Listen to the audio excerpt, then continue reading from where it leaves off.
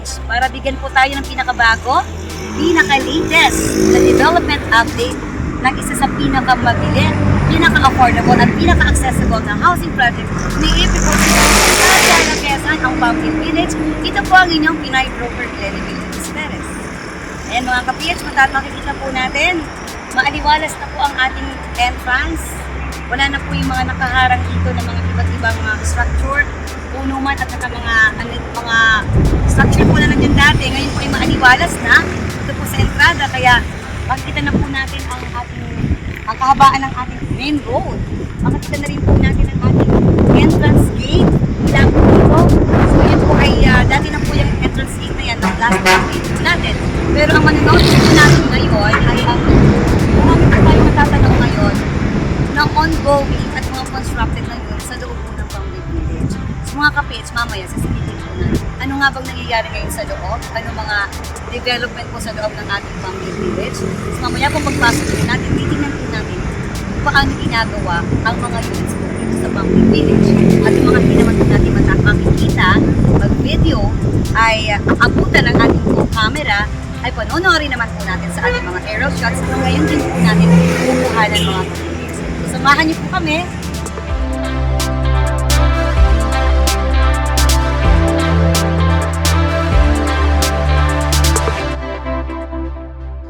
And mga ka-PH, andito tayo ngayon sa loob ng Pumpkin Village. Hindi naman natin masasabing nasa gitna tayo kasi medyo malapit din po tayo mga nakukunang block and dots. Kaya bakit po tayo nandito? Kasi dito po ang maraming kinoconstruct. Bakit mga ka-PH? Para maipakita po namin paano nga ba nagko-construct si David Homes. Kung nakikita niyo po yung backhoe na po na yun, yung po yung nagbubungkal. Bakit nga ba nagbubungkal? Baka naisip niyo po wala pang drainage system. May drainage system na po ito mga ka-PH kasi bago pa po mag-layout ng bahay, ay meron na po, tapos na po ang construction or development ng ating drainage system. Bakit nga ba nagbubungkal pa? Para diyan naman po ilalagay or para sa pundasyon or footings po ng ating mga bahay. Kasi ang mga units po dito mga ka-PH ay 2-story. So kailangan po malalim po ang pundasyon para mas matibay po ang ating bahay. Ganun ngayon po ang nangyayari. At kung makikita nyo rin po, talagang conventional. Ito po ang makikita nyo po na actual na construction na sinasabi natin conventional method of construction ni Ipicom Homes. Unlike po sa iba na precast, pero ito po kung nakikita nyo mismo, meron pong poste, meron pong biga or beams, at meron po tayong mga hollow blocks. So yun po ang conventional method of construction for ease of expansion. Yung mga nakapanood po ng ating episode, yung ina-explain po natin ang construction method ni Ipicom Homes. So ito nga po yung sinasabi po natin ng conventional method of construction.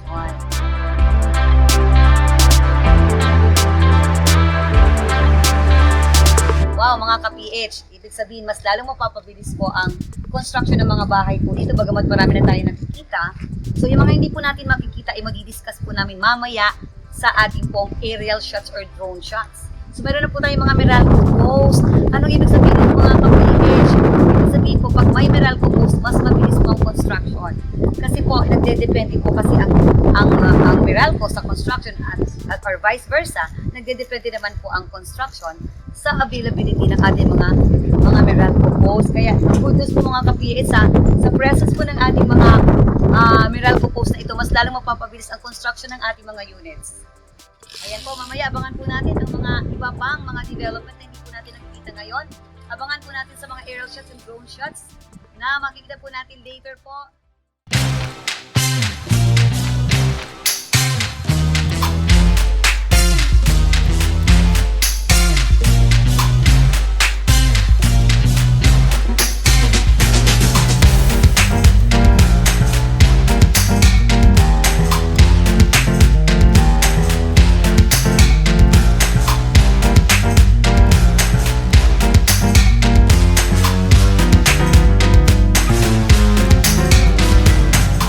Mga ka-PH, ayan, natatanaw natin, napakadami na pong RFO at saka ongoing construction. Ang ilan naman po ay ongoing ang layouting.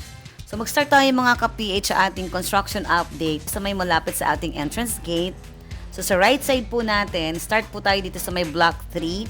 So nakakatuwa naman po kasi meron na po tayong 10 RFO, ang lot 16 to 25 at ang lots 26 to 30 ongoing naman po yon. So, ibig sabihin, few months from now, magiging RFO na rin po yun.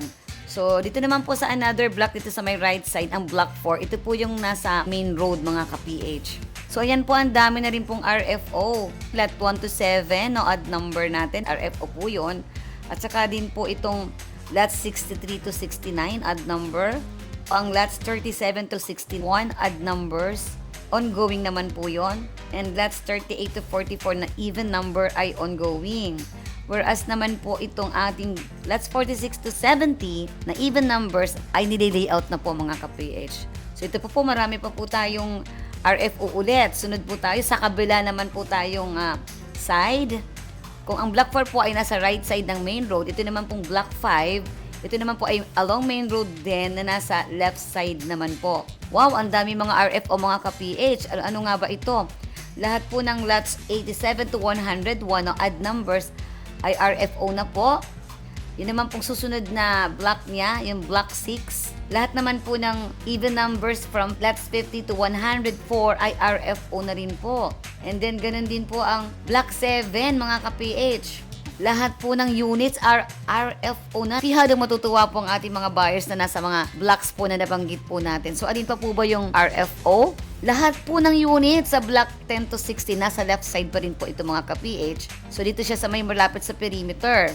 So, block 10 to 16, all units RFO. Ganon din po ang block 20. So, all even numbers naman po. Lots 2 to 96. So, ito ay RFO din po. Ganon din po ang block 21. So, all units RFO. Block 22, that's 1 to 13 odd numbers. RFO na rin. Whereas po ang some part of block 22, yung lots 2 to 40 na even numbers, ay ongoing naman po ang construction mga ka-PH. Yan naman kaya natin dito sa ating block 23 to 29. So ito po ay mostly po ay medyo malapit po sa perimeter. Papunta po tayo ng bandang gitna. So lahat naman po ng nasa block 23 to 29, lahat na po nakatayo sa block 23 to 29. So lahat na po yan nakatayo mga ka-PH. Tingnan naman kaya natin dito another RFO units in block 34. So lahat po ng lots 1 to 59 odd numbers RFO na rin. Ganun din po ang lots 2 to 60 na even numbers ay RFO na rin. So, halos lahat na po RFO sa block 34 at meron lang po tayo mangilan-ilan, 61 to 87 odd numbers at ganun din po sa may lots 62 to 88 na even numbers, ongoing naman po. So, yan mga ka-PH. Halos magkakatabi lang po ito. Tingnan naman po natin itong block 37. Actually, itong block 37 mga ka-PH, malapit ito sa na-construct na water tank para sa water supply po ng subdivision. By the way mga ka-PH, we have 3 water tanks po. Magkakaroon po si Palmdale Village. So, yung isa pong na-built na po ay andito nga po sa may block 37. So, ongoing na po ang mga construction dito. Ganon din po ang block 39 and 41. All units po ay ongoing. So, uusog po tayo ng kaunti mga ka-PH, pero halos bandang gitna pa rin naman po itong block 47 po na ito. Ito po naman ay RFO na rin ang 1 to 7 odd numbers. While naman po yung lots 2 to 30, lots 97 to 190 na odd numbers, ongoing na rin. Lots 98 to 120 even numbers, ongoing din. At saka din po itong ating 91 to 106 na odd and even numbers ay nililayout naman po mga ka-PH. Punta naman po tayo sa block 48, yung susunod po na block. So, marami na rin po dito yung ongoing, katulad po ng lots 2 to 8, even numbers, that's 1 to 90 na odd numbers, that's 31 to 59 na odd numbers, and that's 105 to 127 na odd numbers. Whereas naman po yung natitirang units natin na lots 120 to lots 128, even numbers ay ongoing naman po ang ating layouting. So, napakadami na rin po ditong ongoing construction sa ating block 48 mga ka-PH. So, ganun din po. Sa block 49, ayan, sa block 49 po, lahat ng units, mga ka-PH, ay RFO. Ayan naman po dito sa block 50 naman tayo, RFO na po ang mga units po dito. Ganon din po ang block 51 and 52, all units naman ay ongoing. Whereas lahat po ng nasa block 53 ay RFO mga ka-PH. Ayan, ganon din po ang block 54 and 55, all units naman ay ongoing na. While ang block 57 po, so ito po halo-halo po ang block 57.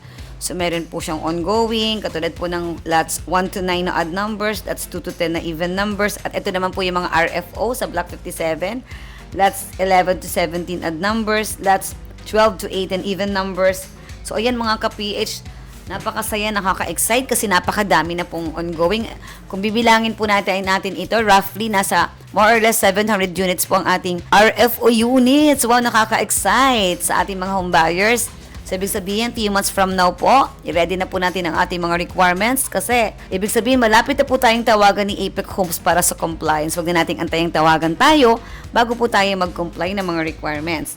At nasa 300 plus naman po ang ongoing na 2 to 3 months from now, magiging fully constructed na rin po yan mga ka-PH. At meron naman tayong ilang units na under ongoing naman po ang layouting. So kung susumahin natin mga ka-PH, this is more or less 1,100 na po ang nagalaw or nag-move na po ng mga units natin. So meaning po, this is more or less 35% of the total number of units mga ka-PH. Nakakapakabilis naman po ni Apex Homes. So asahan po natin na few months from now ay marami na pong ipaprocess. So more or less po, first quarter ay marami na po makaka-move into towards second quarter of 2025. Nakaka-excite naman mga ka-PH. So sa mga hindi pa po nakaka-avail, don't lose the chance po. I-grab na po natin ang opportunity na makapagpa-line up po, message or call us now. At sa ating mga Pinoy Homes authorized sellers, tawag na po tayo para hindi po tayo mga ubusan mga ka-PH.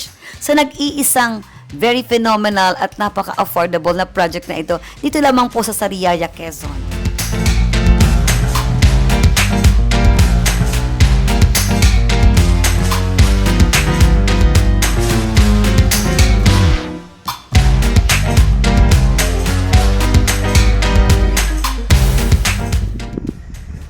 Ayan mga ka-PH, bihadong natuwa na naman tayo at na-excite sa naipakita nating latest development dito sa loob ng Palmdale Village. Sa mga bago sa YouTube channel na ito, please don't forget to like, share, and subscribe. And follow us na rin po sa ating Facebook pages na makikita po natin sa screen na ito. Dalawang Facebook pages po ni Pinoy Homes, ang Pinoy Homes at ang Sparkling Homes Realty Services. Dito po ang inyong Pinoy broker Glenn Villaluz Perez, your dreams plus our health equals your home and success.